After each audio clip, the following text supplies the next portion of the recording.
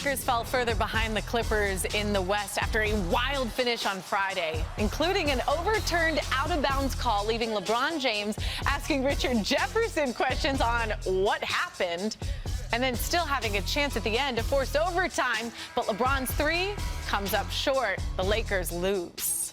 And there to see it live in person, our Dave McMenamin. A crazy sequence, and I know the Lakers were not happy with all the stoppages and the way that game played out at the end. How do they feel that the outcome may have changed or been changed by those stoppages? Yeah, well, one, the rhythm of the game is completely taken away from what you saw on the court. The challenge took about 8 minutes to be meted out, and there was a timer back at the studio.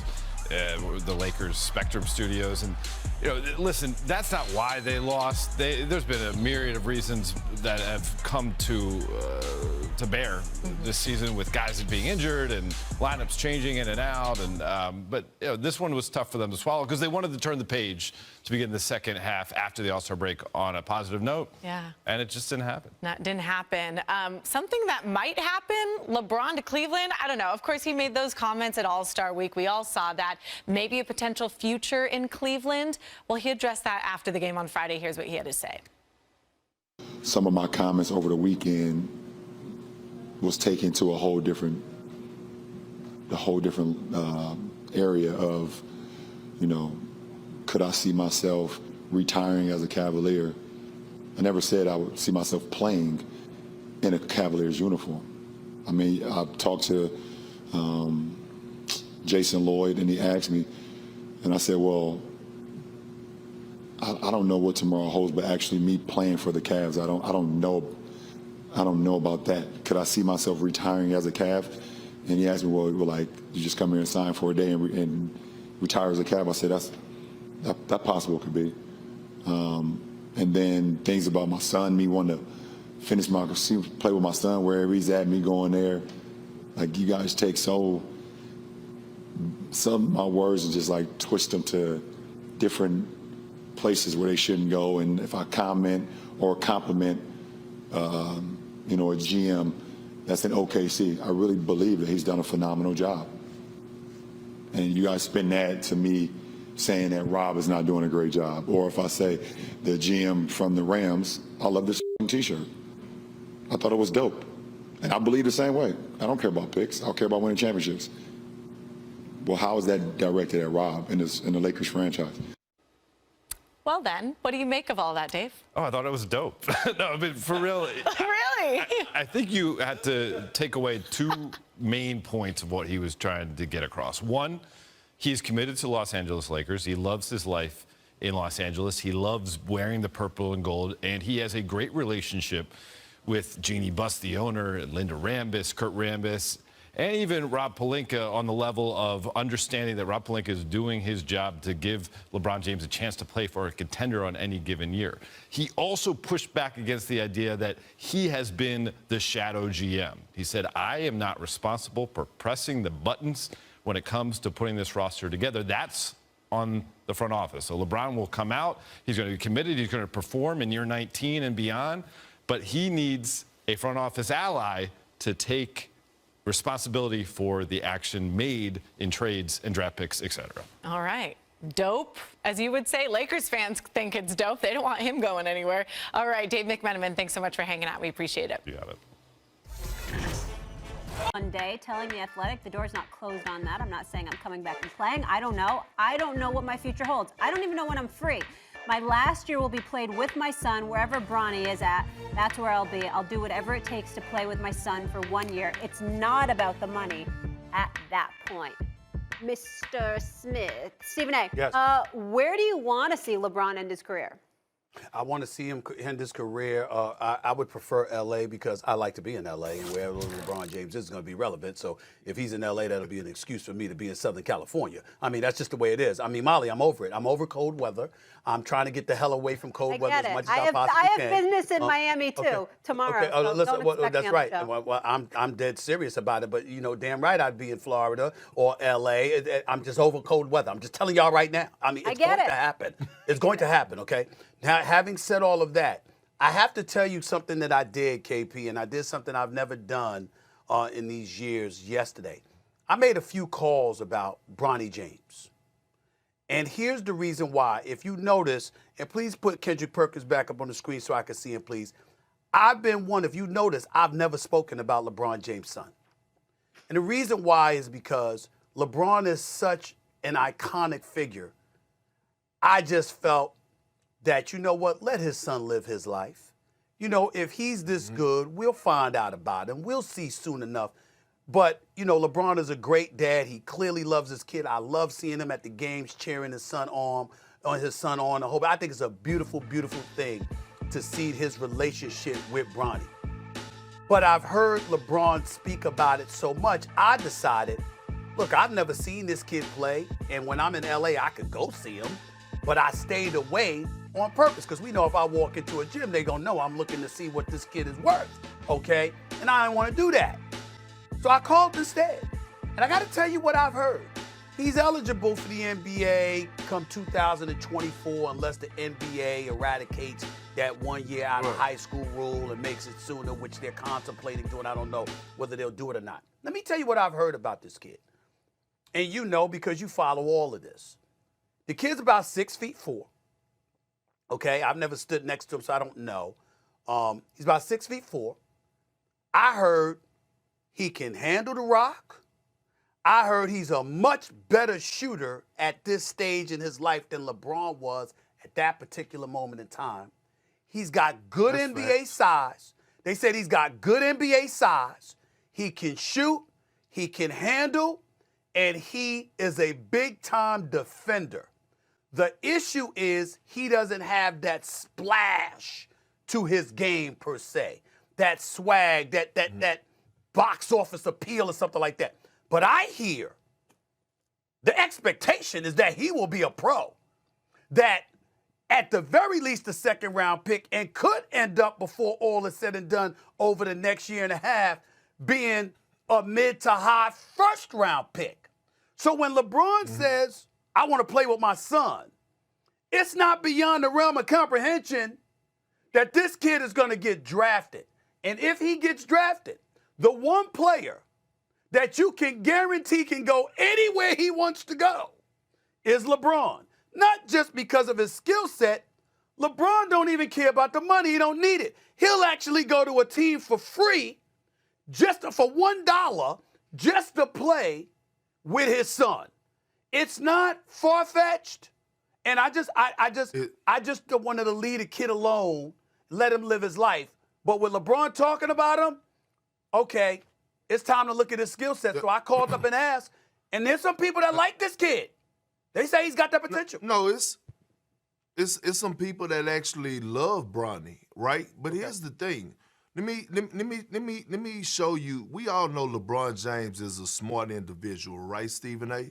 Yeah. And what he's doing as a father, what he's doing as a father right now, that was a strategic move by him. What he's saying is that he basically guaranteed that his son is going to get drafted. And that's a hell of a move. That's powerful. Because he's saying, whoever drafts my son will get me. We come as a package deal. So that's almost guaranteeing. Nothing is guaranteed. Nothing is a for sure. Right. But it's almost a 90% chance that now teams are saying, I get a chance to get LeBron James and Bronny. I'm getting that. Let me tell you where I give LeBron much respect and credit. Not disagreeing with what you said. But LeBron don't want his kid in the NBA if he don't believe his kid deserves it. He wouldn't want that. He wouldn't want to expose him to that. If LeBron wants his kid there, LeBron believes that Bronny's going to be an NBA player. Thanks for watching. Tell me this. What do LeBron's comments say to you? Well, what it says to me is that I think that he's pointing the finger at Rob Pelinka, and that's fair, but he has to own some of it himself. LeBron is not innocent in any of this. But before I go any further, Kendrick Perkins, I want to make sure that you knew this. There was a story, I'm reading a story from Yahoo, but also I think it was something in the Bleacher Report. Rich Paul called me yesterday and asked me to quote him on this story about him and Clutch Sports and essentially them wanting the Lakers to trade Russell Westbrook and a first-round pick to Houston for John Wall. He wanted me to state emphatically that there was absolutely positively no truth to that whatsoever. He never did that. He did not do that. The people who wrote the story never contacted him to get any kind of perspective from him on that. It is an absolute lie. And he said, could you please do me a favor and quote me and tell the world that I specifically said that's a damn lie. It's no truth. It never happened. You know, that's just for what it's worth. That's what Rich Paul says about these stories that have been put out there. Fair enough. So I quoted him. Now, LeBron James doesn't get off the hook here. He's playing like an MVP. It's a damn shame the people around him have not. They're the 9th seed, still in position, 4 games under 500 to be in the play-in. And by the way, let's take a moment, KP, to give Portland some love because they'd be in the play-in game if the season were to end today as well. Chauncey Billups, somehow, some way, with this kid Anthony Simons, who's been balling. This brother gonna be worth 25 to 30 million a year. This brother's special, okay? Portland is now in the play-in game. Let's give Chauncey Billups and his staff some love. But to talk about the Lakers, LeBron can't be absolved from this. You got an opportunity to get Buddy Hield. You went with Westbrook. You might have had an opportunity to get DeMar DeRozan. You went with Westbrook. LeBron James ain't innocent in that. You had something to do with the formulation of this roster. So we can point to Rob Pelinka all we want to, and it should be accurate to some degree because you are the GM. Magic Johnson is not there any longer. Rob Pelinka, we didn't forget you got something to do with that because Magic Johnson told us so, okay? And now it's on you, along with Linda and Kurt Rambis, and this is what's been going on in L.A., and so they can't be innocent. They can't be innocent, but I'm not going to sit here and put it all on their shoulders and act like LeBron James had nothing to do with it. You can talk about Sam Presti all you want to, and it's true because Sam Presti has an eye for talent, but it's also important to point out that Sam Presti has never won a championship as an executive. Ever. Not one time. With all that talent. So just like you giving him credit for accumulating all that talent, well, why the hell does Oklahoma City not have one single ring to show for it when you had all the players that he had? Maybe it's because of the coaches that you've chosen. That's another story for another day. But back to LeBron James, you got culpability, bro. I understand what you're saying. You might have a point about that. People talking about shots, not so direct or whatever that you're giving to Rob Pelinka. All I'm saying is don't forget the role you played in it. LeBron James is a basketball savant. But what he showed is why so many people are hesitant to give players control because sometimes your personal relationships impairs your judgment. And as a result, you end up making the wrong decisions. You don't get to be absolved from that reality just because things are not the way you want them to be when you had everything to do with what made it that way. You know what? It's a few things to unravel from what LeBron James said. And Stephen A., you know you're 100% right. LeBron James had a lot to do with getting Russell Westbrook, and so did Anthony Davis, okay? They called the shot. It was the reason why Russell Westbrook went to the front office of the Washington Wizards and got to the Lakers. Okay, but in their defense, they didn't know Russ was going to be this bad. They didn't know that he was going to be this bad. They really didn't, Stephen A. Just think about it. You're trading to get a top 75 greatest player of all time, a walking triple-double. You thinking he coming into his hometown, they didn't expect this type of play out of Russell Westbrook. That's to LeBron James' defense and Anthony Davis, okay? Now, to Rob Pelinka, it was moves out there that he could have made at the trade deadline, but he was holding on to that pick. He didn't want to include the pick. He didn't want to do this. That's where the frustration kicked in, along with him actually lying, saying that all of those guys were in agreement when not making a move at the trade deadline because that was absolutely false. Here's another thing I want to point out to LeBron James about his interview praising Sam Presti. I love Sam Presti. Sam Presti gave me my biggest contract while I was playing in the NBA. Sam Presti was great to me while I was in Oklahoma City. Stood by my side. Sam Presti do have an eye for talent, but Sam Presti also had a co-partner It was a Robin that he had.